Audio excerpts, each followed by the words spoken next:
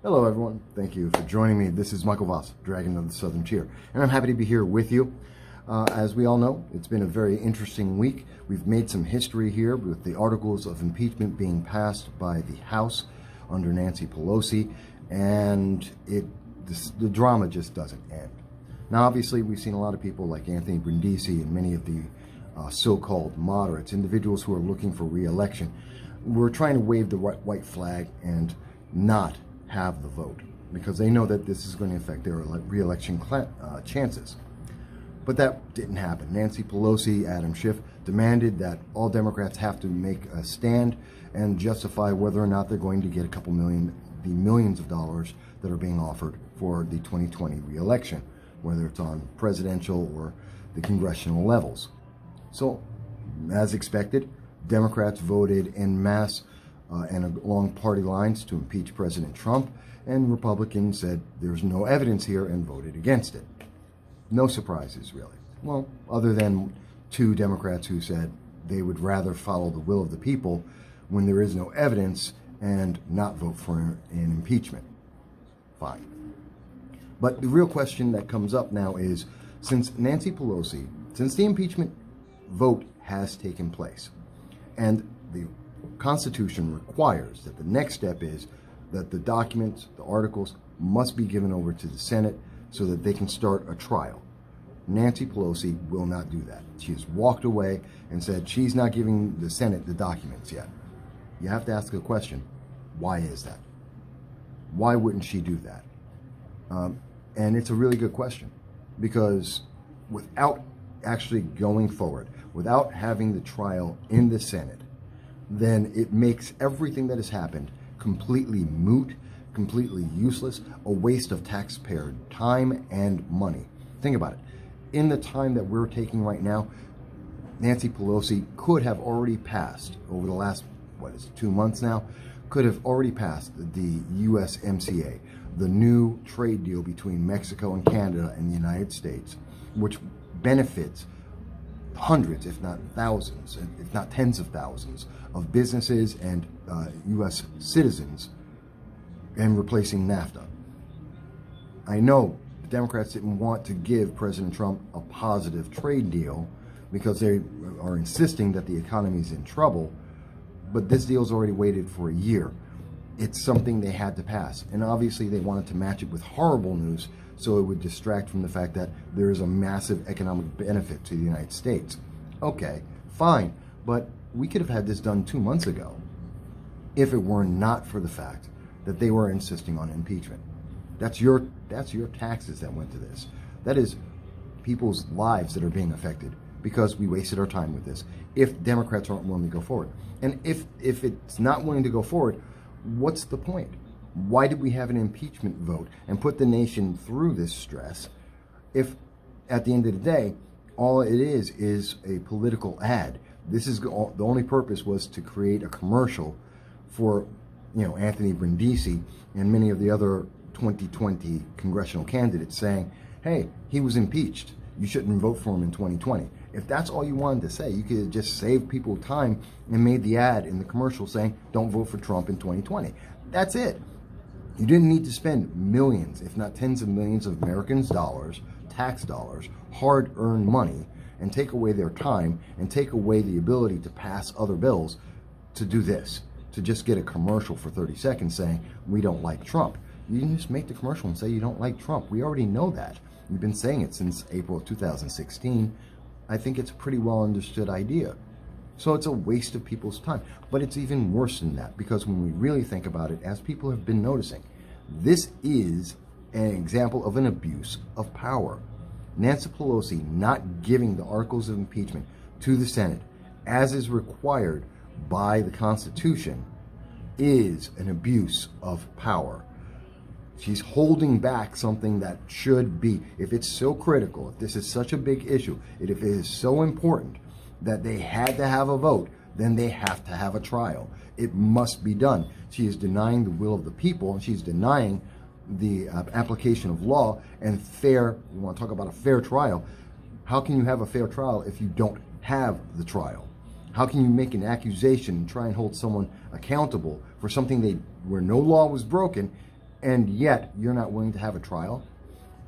There's an abuse of power by definition, which goes along with the abuse of power of Joe Biden, who was vice president under President Obama, and he was going out there and he's bragged. We have a video of him saying he extorted the Ukraine, possibly for the benefit, arguably for the benefit of his son Hunter Biden, which is also another abuse of power.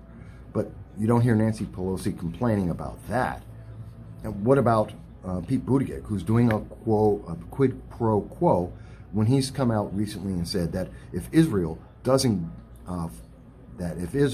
give certain benefits to Palestine and Palestinians, well, then he's, as a president, if he were to be elected, Pete Buttigieg would take away funding from Israel.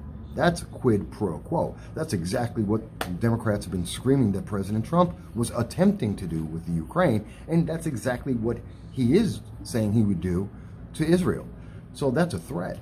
So, yeah, we see abuses of power all over the place, but it seems that as long as Democrats are doing it, they don't care, and that's okay, which is really bad. But let's think about this. There's another big problem that's with this. And let's say that somehow Nancy Pelosi gets off of her high horse. She decides to justify the vote and to qualify why we spent taxpayer money and wasted the time of the people to have this impeachment vote. Even though the majority of Americans don't want it, let's say that she does do that. Democrats have to also take into account the abuse of power and the conflict of interest of 6 senators. You have to have Senator Cory Booker, Kamala Harris, Elizabeth Warren, Kirsten Gillibrand, Amy Klobuchar, and yes, that's all of them. They all have to they have to be recused. They can't vote. They can't vote. These are Democratic candidates. They have come out and said that they oppose President Trump. They are, by definition, biased. They have an agenda.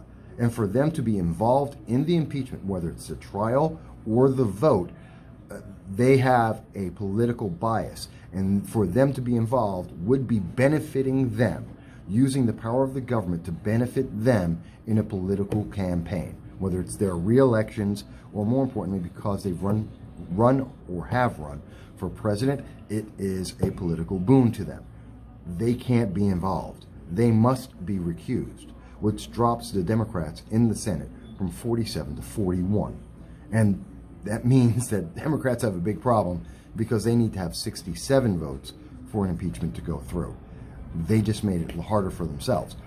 But the fact is, if we want to talk about a fair process, if we want to talk about what's the right thing to do, if we want to talk about abuses of power, then every single one of the senators who is running or has run for the presidency cannot be involved in any aspect of the impeachment process in the Senate. Democrats, I don't think, will agree with that. But that just goes to, then you're playing with 2 different sets of rules again. And that is unfair to the American people. That is a perversion of the Constitution, and that is a major problem. I haven't heard a lot of people talk about this yet, but this is the issue that we really need to address. Assuming that Nancy Pelosi moves forward, assuming that she's willing to not just waste the public's time and money, and she actually delivers the Articles of Impeachment to the Senate, where she has no power, and allows the Senate to do its job because it is not beholden to Nancy Pelosi or the Democratic Party in the House.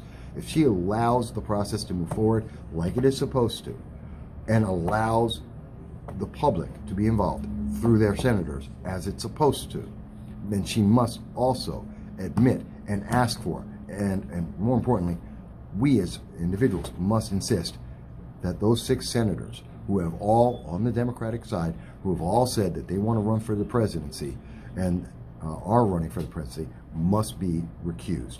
Must be. If you agree with me, send me a text. Send me, write a comment here on YouTube or Facebook, or tweet out and say you agree. I don't know, let's do an hashtag. Recuse Democratic senators. Something like that. I don't know. Someone give me an idea and we'll get a hashtag out there. Let's start that up. But until then, until the next time, I hope everyone's going to be well. I'll talk to you soon. Sorry it was a little rushed, but trying to work and do this. So I'll talk to you soon. Bye-bye.